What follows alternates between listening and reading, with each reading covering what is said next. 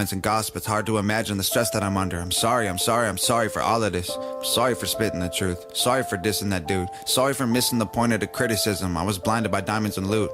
I apologize to all you guys. Y'all were right, I was out my mind. I went too far, I did too much. The haters were right when they said I suck. I did my best, it did nothing for me. I gave my guts and got lost in glory. I'm standing here while you sit before me. There's nothing left but to say I'm sorry.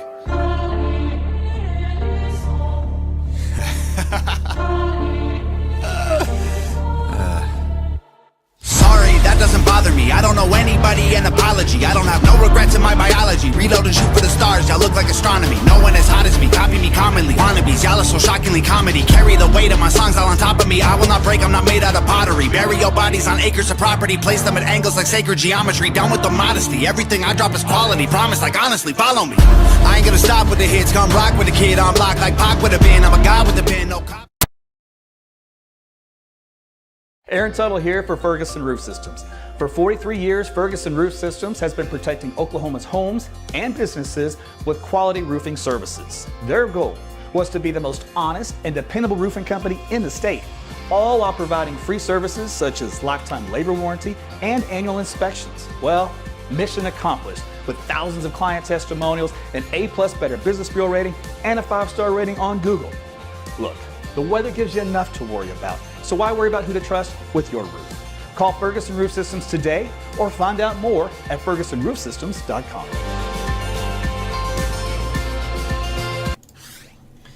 Hey there, Meteorologist Aaron Tuttle here with you, just getting pumped again.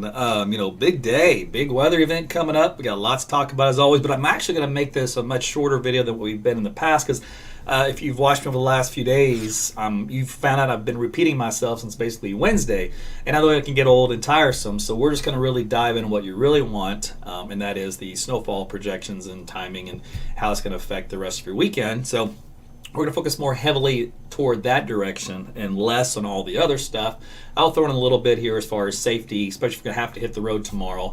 But other than that, there's a video I posted on my on AT's Weather on the Facebook page that you can see if you want winter safety tips as far as frostbite, hypothermia, stuff that you guys really don't ever think about and you think it's no big deal until it happens to you, and it quickly becomes a big deal. So if you want to recognize those symptoms, what to do about it, check out that little short video. I think it's like 4 minutes long, and that'll get you taken care of. But for this, we're going to focus mainly on the weather of the day. By the way, thank you for the stars. I see several of you already dropped a few, so Kayla, appreciate that. And I see Sheila and Diana, some of you on some seriously long streaks, so thank you as always for your support. The rest of you, welcome. It's your first time here to AT's Weather. We just talk about the meteorology on the science side. So this is a no hype, no anxiety, no just, type of forecast. You just call it as I see it. Don't believe the haters. That was my Tom McDonald shout out to the haters. It's funny as the ones that complain, they don't ever watch the broadcast, because if they did, they would know that what they say is nonsense, but they're in echo chambers, so just ignore them if you come across them on social media. It's not important. I don't pay any attention to them, so you shouldn't either. All right, let's get on with the show. So out there right now across the state, obviously the heavy or moderate or even light snow has pretty much kind of come to an end temporarily.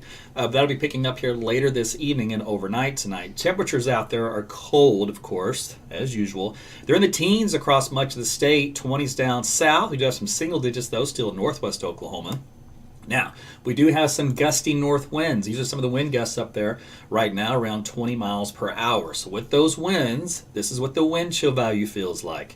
-7 here in Oklahoma City. Feels like a goose egg right now in Ponca City. Bartlesville at 1. Tulsa feels like -4.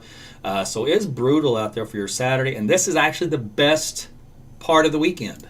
Hard to believe, but that's where it is. So we do have a wind chill advisory in effect, and we also have a winter storm warning. Wind chill advisory obviously means wind chill values below 0, and that can lead to frostbite in under 30 minutes if you're not careful. And then we've got a winter storm warning, which means, yes, copious amounts of snowfall. All right, let's see. I think that's what I want to show you on this particular map, and then we're going to move on. So minimize that. So the word of the day we talked about last night was QPF, quantitative precipitation forecast. This is the key that I've been harping on since Wednesday. We're going to stick with that because this is how we're going to get our snowfall amounts. We're going to take the what would be equivalent to water or melted precipitation, and we're going to multiply by a certain ratio over your area. I'm going to break down the state. You're in the southern plains. We're going to show you what your ratio is going to be, and you can do the math at home if you want. Take out your calculator or your phone calculator, and you can calculate how much snow you're going to get in your area in general terms. So here's a look at the National Weather Service map. They highlighted the fact that there will be some snow developing overnight tonight into early tomorrow morning. And there could be a band setting up with some higher snowfall rates just south and east of town based off of one of the mesoscale models. However, I must caution you, they are usually not very good at picking the exact spot at which the mesoscale models, the banding sets up. So it could easily be right here, for example. Point being is just prepare for probably a couple of inches of snow on the ground when you wake up tomorrow morning to start off your day. All right, so here's a look at the jet stream pattern. We're looking at it through the cloud structure. This is the water vapor channel. The mid-level water vapor channel is a gold mine for meteorologists. It tells us a lot of what's going on in the atmosphere. So for example, we got an upper level disturbance down here into the southwestern parts of Texas, and that's kicking off all this moisture you see here highlighted for the southeastern part of Texas. So they're getting some precipitation. We're a little too far removed from that one, but if you focus your attention right here, you see all this moisture piling in this direction. Well, that's coming in from storm system number 2, and this is the big doozy for us. It's going to affect our weather beginning tonight and continue until Monday morning. All right, so let's jump now to this important map. So this is my website, AaronTuttleWeather.com. I've been telling you about this because you're going to need it, especially if you're going to travel. Oklahoma road conditions. This will tell you what the temperatures are look like as far as the road ground temperatures are concerned, where your snow routes are. If there is road problems, it's going to show up on this map.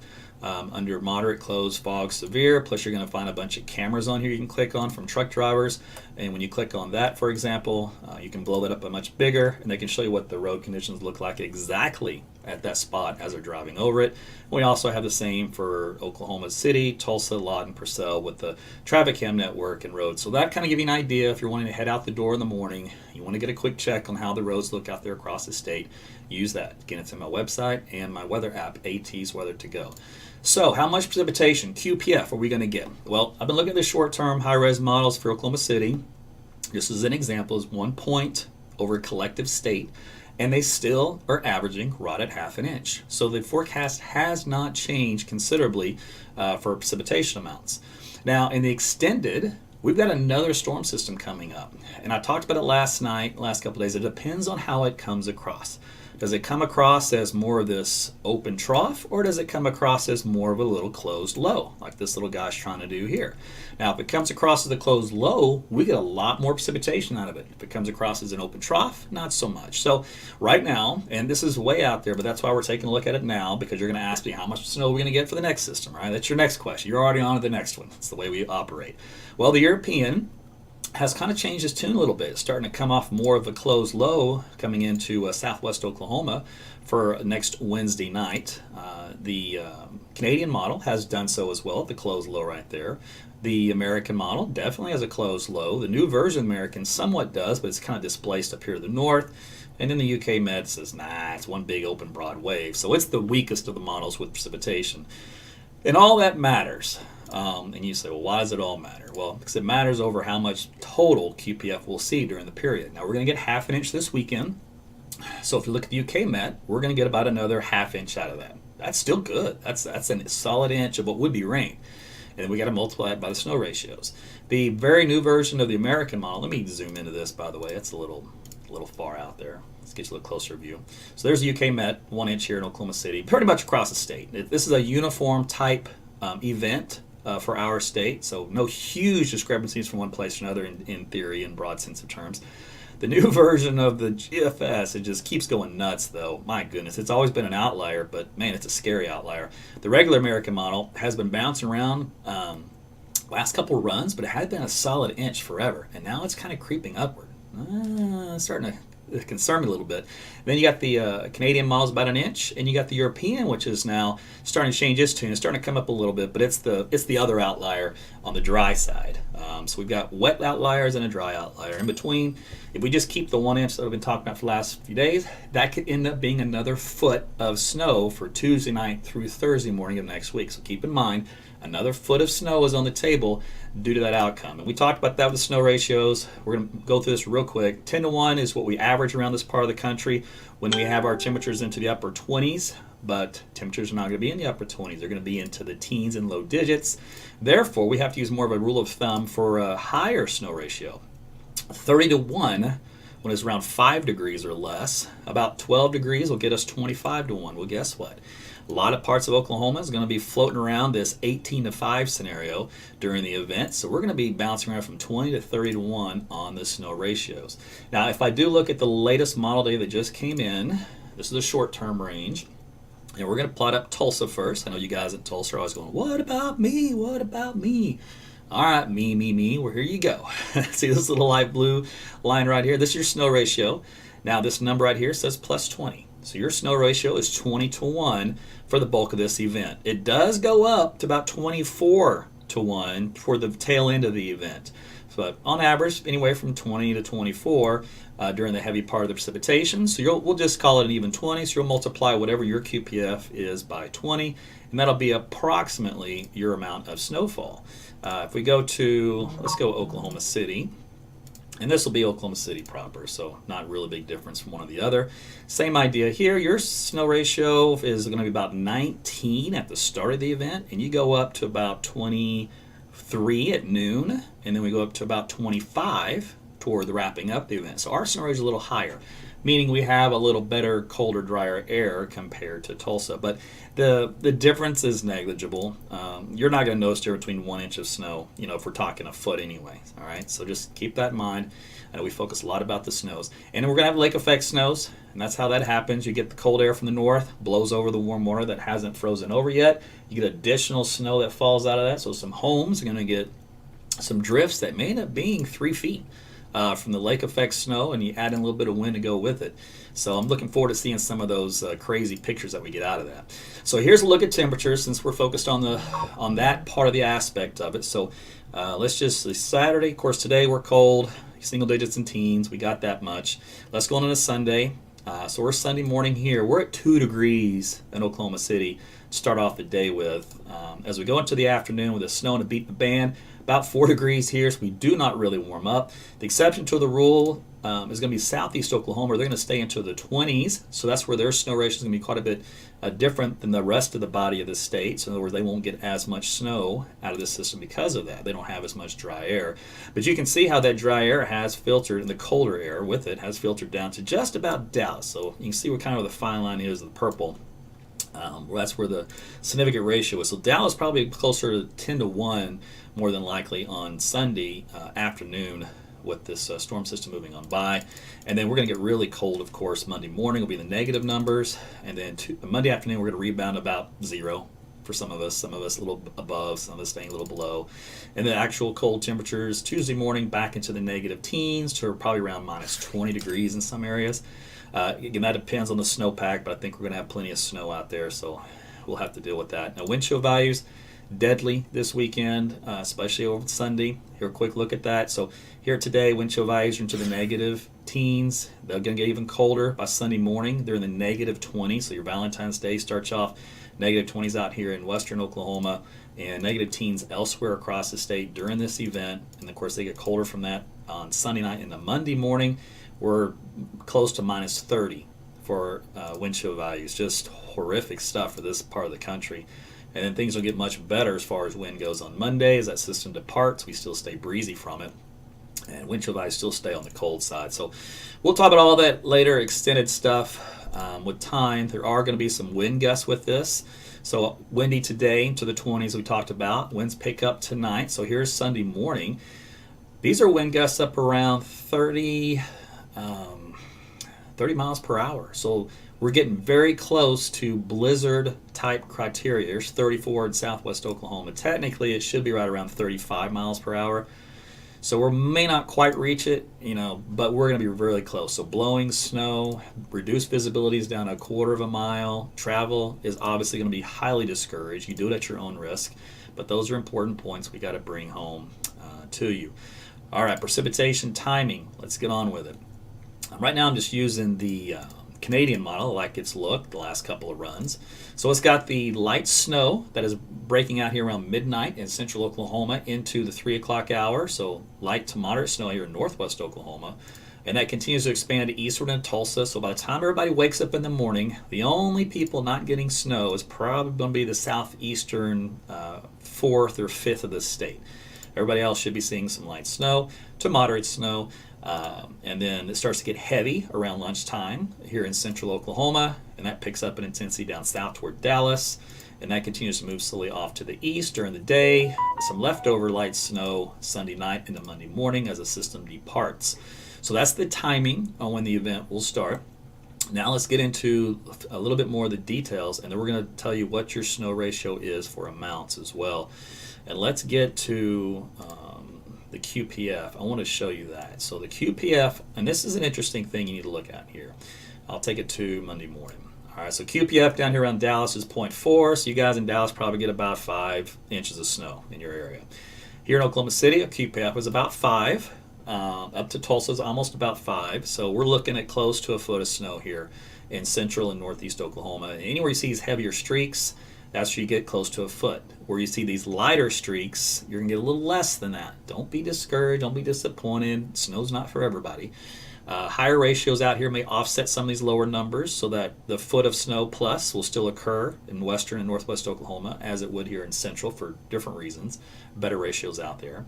But this is the key point I want to drive home. This is just the Canadian model. I am now going to show you our high resolution models that try to predict these mesoscale tracks.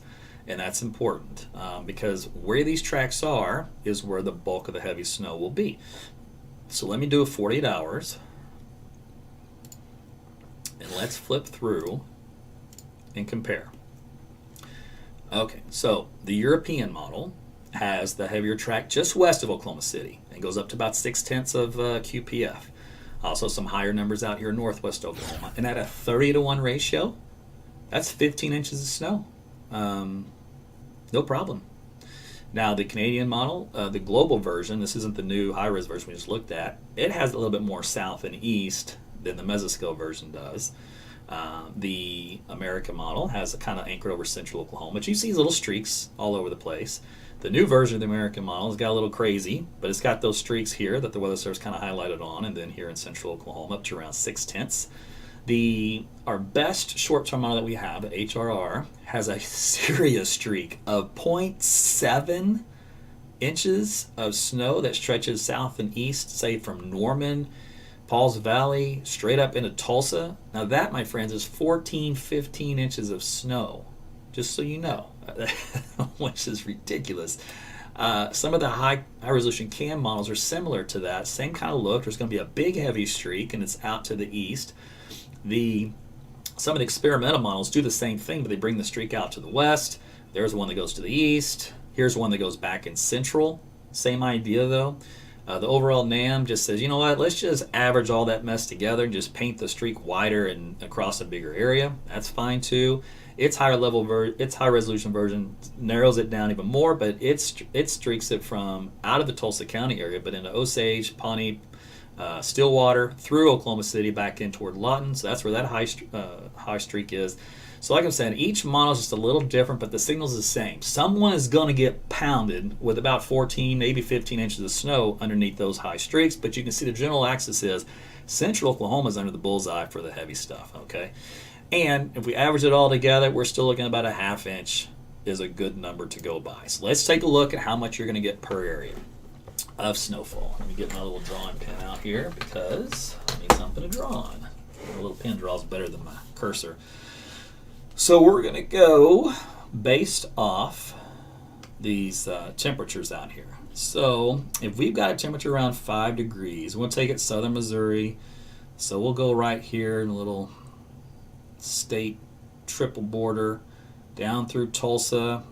We're going to go down here into south of Oklahoma City, back into Lawton. So something like this, all right? So we're looking at anywhere in this area will be a 25-to-1 and possibly in some spots for some duration of the event, a 30-to-1 ratio. Then we go in this little corner here from about Fort Smith down toward McAllister, and then back out here north and well west of Dallas to Abilene, and we're looking at about a 20. And then possibly sometimes during the event, especially at the beginning of the event, a 15-to-1 ratio. And then down here in southeast Oklahoma, you're looking at a 10-to-1 ratio, and if you're lucky, maybe you might touch on a 20-to-1 ratio. All right, so that means whatever precipitation you get that falls, we're going to multiply these numbers accordingly. So based off of where you live here in Kansas, in the Texas Panhandle, southern Missouri, because everybody's always asking me from all over the place, Arkansas, take a look at your temperatures and where you are in these little ratio highlights. I'm expand it on a little bit more. So let's include more people. All right, so there, take a look at that. All right, you got your number. You have your ratio that you're going to multiply by. All right, so let's do that. So now, let's go back to the QPF. And we'll pop this up. So we're going to, you know what, let me do this. Let me see if I can make this happen. That I can. Look at that magic. All right, so we're going to multiply roughly by these numbers. So if we, Oklahoma City, now this was, I took the NAM, I just picked a QPF model because remember they were very similar. So we'll just stick with this for now. This is an exercise. So 0.5, you know, you're going to get out your calculator or your phone, teach how to do this. So we'll say 0.5. It says 0.4 there, but there's a lot of blue around. So we'll go positive side, all right? So you take 0.5 on your calculator, your phone. So just type in 0.5. Can you see that? Yeah, right there. All right, and then you're just going to do that times 25. All right. So in that case, here for Oklahoma City, and we get about 12.5 inches of snow. So that's how you would do the snow ratios based off the QPF. Now in northwest Oklahoma, let's say it is only 0.3. Right? And let's say that's all they get. Okay, 0.3 times 30, what do you get? You get 9 inches of snow. So there's a big difference in that extra couple of tenths of overall precipitation. Let's say this particular model is wrong. We saw some others that had much higher amounts out west, so we'll just go 0.5 again. Again, we'll think positive here. And you multiply 0.5 times 30, and what do you get? You get 15 inches of snow. All right, now what about down here in southeast Oklahoma? You guys are going, well, what about 10 to 1? Well, that's an easy one. You just take 10 times whatever number you see on the map. So if you see 4, you see 5, that's 4 to 5 inches of snow. And everywhere else in between, you see the gradient there, sometimes at 20, sometimes at 15. Now, why do I say sometimes? Let's go back to the map I showed you before. Let's see, this is this fancy chart here. I'm going to clear this off the screen. So notice how I'm going to highlight the snow ratio in this yellow line. You ready? So this is a snow ratio going like this. And this is 25. This is 20, and this is 15. Now this is time. This is midnight. This is 6 a.m. Boy, I need to get my other pen for this. There's 6 a.m. Here's noon. I'm going backwards in time, and then here's 6 p.m. So 6 a.m., noon, 6 p.m. for Sunday, and this is midnight here tonight. So what happens? The snow ratio increases as more as that drier air, colder air comes in. So we go from around, looks like a 12 here, and at 6 a.m., we're now already up here at about an 18. All right, so then we go over here to noon, and now we're at a 20. And then we go toward 5 o'clock, and now we're at a 25. So that's why I'm saying there's going to be a blend. Now, if it was always 25, it'd be much easier to give you a more exact amount. But because it's a ramp up, you lose some of what you could get because you have these slightly lower numbers. And eventually, the numbers improve, but the precipitation starts to come to an end at the same time. So you have a much shorter window at a 25 to 1 ratio than you do at an 18 to 1 ratio. And that's why, even though I love focusing on these snowfall totals because they're exciting, they're neat. I mean, how often we get snow this amount? When you're trying to go by the exact inch, you have to factor in a lot of this nonsense that happens behind the scenes. So when you want to say snowfall forecasting is tricky, there's your primary exhibit number A, exhibit 1 or exhibit A, however you want to say it, of things that can get out of control real quick. But that kind of gives you a general idea. And like I talked about before, let's see which map we're on. This one, I could pick any one of those. So watch, just glance at the map. You see how they're 0.5 on average, 0.4, There's some that drop to 0.2 and 0.3 as a model tries to simulate some dry air entrainment in some of these areas. There's a high-res version that's all over the place. Look at these streaks. That's what's going to get my attention, these heavy streaks. I mean, if this were to pan out, whoa, Katie barred the doors out here in western and central Oklahoma. Some of these, aren't that impressive versus the others. But that's the general trend that we're in. If you were to take a complete blend of models, which isn't a bad take in all of this, it keeps that central trend here in central Oklahoma for the hot spot with amounts up to around half to 0.6. So 0.6 with the 20 to 1 is 12 inches, no problem. And remember, we're going to be approaching up to 25 to 1 before the event ends. That's why, again, I think a foot is on the table here for Oklahoma City. Okay, so that was all I want to show you on that. Let's move on to the extended GFS model. The QPF still is just over an inch now, so it's slowly climbing up.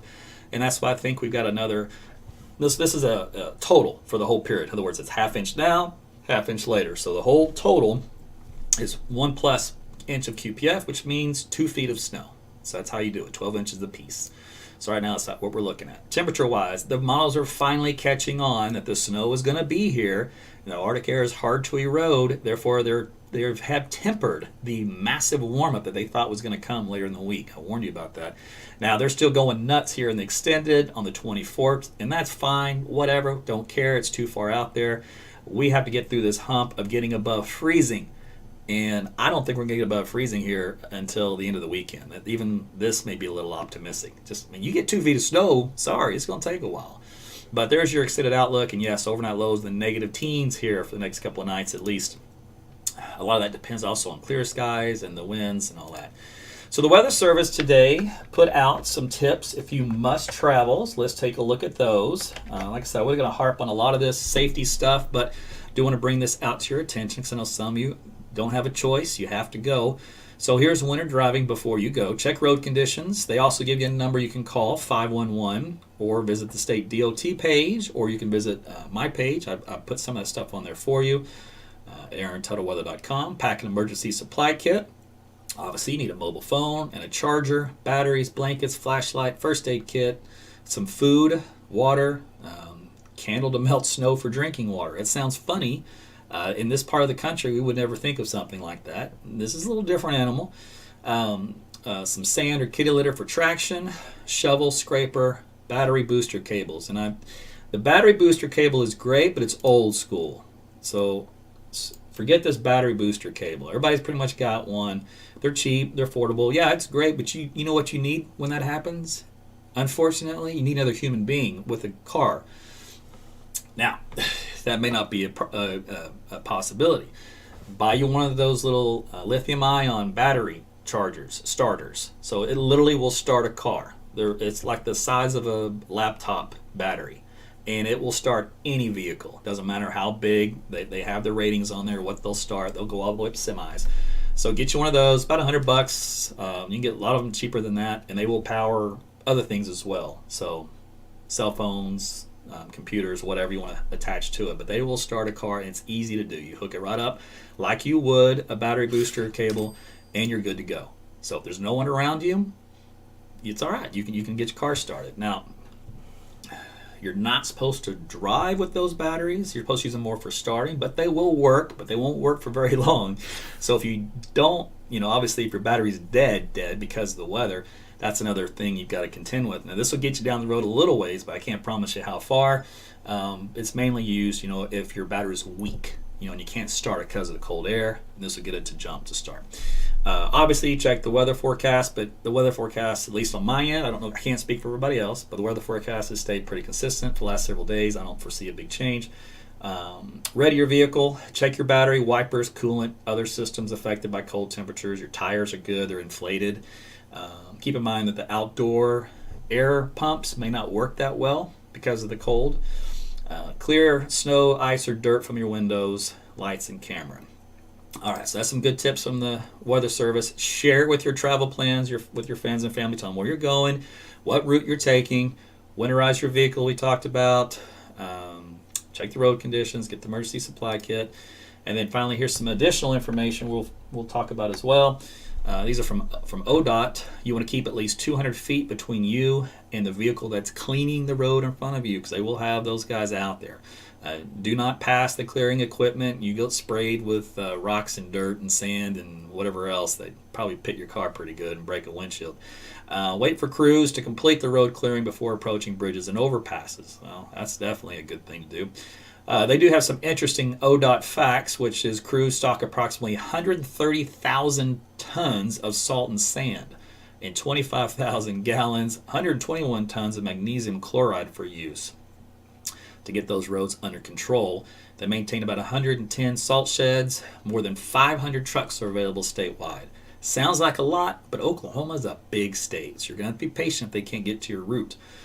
When snow and ice hits, nearly about 1,000 ODOT crew members work in shifts around the clock until highways are cleared. So if you guys complain you might have to go to weather, imagine being one of these guys, all right? And they're making it so that you can go to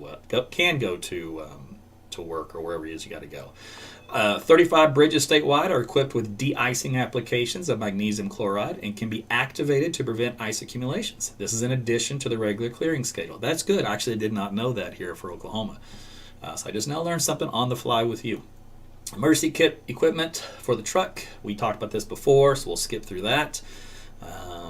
Winter weather, let's see. What else they have on here? During the winter months, when snow and ice can make travel challenging, know what to expect, and planning ahead can make your journey safer and less stressful. If you absolutely have to travel, here are the suggestions from multiple agencies that will help in planning your trip. All right, so with that in combination with what I gave you last night, you should be completely well informed on everything that has to do with this type of an event. So I will go live again tonight around 9:15. We'll look at the newest data, see if there are any changes. We'll be looking for mesoscale and very short-term model changes. That's going to try to pinpoint or highlight some of the maybe heavier bands of precipitation. Again, with the north wind, know that if you live on the south, it'll be a north-northeast wind. So if you live on the south-southwest side of any big lakes, Hefner, 10 Killer, it doesn't matter, Thunderbird, Oolaga, any of these big lakes, you will see lake effect snow at about a 30-to-1 ratio. And you are going to get a massive amount of snow in a very small area. So if your neighborhood is in that, don't be surprised if you get dumped on more so than the rest of us. They'll also be blowing and drifting snow. Remember, with those winds close to around 30 miles per hour, so you might get snow drifts that could be 3 feet. You might get snow drifts 4 feet. It just depends on what they blow up against. It may sometimes make measuring the snow difficult. You may get a foot of snow, but how can you prove it if 6 of the inches blew over against your shed? So that's an issue too. That's why sometimes in these cases you got to go to an open field away from nothing, way out there deep, and then measure it, and then you got a better representation. But of course, most of us just go out in our backyard and do it. May or may not work out. We'll have to see what happens come Monday morning when you guys get out there. Jody put up a good point, says winterize your pool lines. Yep, because they will definitely crack and you will be in trouble for that. So if you have a pool and you typically don't do much for it in Oklahoma winters, which normally you can get away with it, this will be one of those you can't. You're going to have to do something. Let's see. I just read Amy's comment. She's loving the idea we get 2 feet of snow. Thanks again for the stars. I see you, Tammy. See, several of you sent me some today, so thank you for that. So for us, north of Cromwell, 0.7, and a 25-to-1 ratio would yield 17 inches of snow.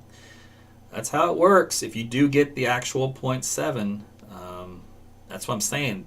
You could end up LOL exhibit number A, Jolene. I caught myself saying that, so I had to change that real quickly. Hey, when you speak on the fly and your brain's going 1,000 miles a second, you're bound to misspeak. So anyway, it's all good. But I see you, Kim, with some 100 stars. Thank you very much. And Kim Campbell, a 2-week streak. Thank you, ma'am. Appreciate it. I'm loving the hearts and the likes and all that kind of stuff, so appreciate you guys' feedback. Remember, like I said before last night, and I've often repeated this, the Facebook algorithms are getting more and more difficult to work around as far as getting the content you want and having them do it for you. So you have to train them. In other words, you have to train Facebook, you have to train YouTube, Twitter to go after what you want. It means you have to like it, you have to share it, you have to comment. You can't be an outside watcher, do nothing, and then and then expect Facebook to notify you that that content is coming live. It's not going to work that way. So it's going to take an effort on your part to hit the button and also check on all those platforms that you're still set to get notifications every time I go live, because recently they had a big API change and they changed a lot of stuff in the fall, and they deactivated most of you guys' settings of that. So you'll need to go back and re-enable them. So if you've noticed you haven't been getting live as much as you used to, that's probably the reason why. Those two reasons alone, that's the only thing I can tell you to do. There's no other way for me to force feed the live to you. I do have a system I do have behind the scenes that I'm working on to where you can sign up and I can make it go automated to notify you that I'm going to go live. So I'll work on that and get that going to kind of help. But otherwise, the other two things I told you is the best way to get in the loop. And every night I've been going live about 9:15. And then sometimes at lunchtime around 11:45. Today a little late, it's Saturday, no hurry. So I'll go again live tonight. Now, the reason why I picked 9:15 you're going is because that's when the latest data comes in, and I've had at least a couple of minutes to look at some of it. It usually continues to come in as I'm live, so you'll watch me react to whatever it is on the fly. But at least I get set up for it, and then we just kind of discuss it. And that's also sometimes why those are a little longer, because I have to analyze it and then think about it and then direct the conversation based off of what I see. So it adds a few minutes to the broadcast, but it's educational. You get to see what I'm thinking and what I look at, all that kind of stuff. So winter storm warning is in effect. A wind chill advisory is in effect. We've got snow coming in. So you're just joining me. This is your quick recap. Snow starts to develop late this evening here in western and central Oklahoma, so probably after about 9 o'clock, closer to midnight in that time window. It'll be very, very light at first, but it'll be continuous overnight and expand eastward. So it'll be into Tulsa by tomorrow morning when you wake up. It'll pretty much be everywhere except for far southeast Oklahoma. So some couple inches of snow, not out of the question. It'll already be on the ground when you wake up here in central and western Oklahoma. And it will continue to increase an inch about every hour or so, to where by the end of the day, we're at a foot of snow for many of you. And someone, in that streak, those little heavy streaks that we showed you, kind of anchored here in central Oklahoma, lined up from southwest to northeast. Some of them have Oklahoma City and Tulsa in the bullseye. Some of them have it a little west. Some of them have it a little east. But somewhere in that band, there's going to be some people that probably get 15 inches, 16 inches of snow, assuming that the QPF is right. And there are a lot of models indicating that the QPF, although on an average is half an inch, there are some that's up to around 0.7. There's some down around 0.3. And based off your snow ratio that you multiply it by, or depending where you live, is how that breaks down. I'll show you that one map real quick, and I'm going to turn you loose. And so we'll redraw it for you. So if you're wondering, what is all this? What are you talking about? Snow ratio. You've been under a rock. But that's okay. Let's lift up your rock and take a look. So I'm just going to loosely... I can't do this with this. Hold on. I'm going to have to do it with temperatures. I was like, I'm trying to go off of memory. Ain't no way that's going to happen. All right, so let's just do this again. This is your snow ratio. So we're going to drive with a 5-degree temperature line, something like this, give or take.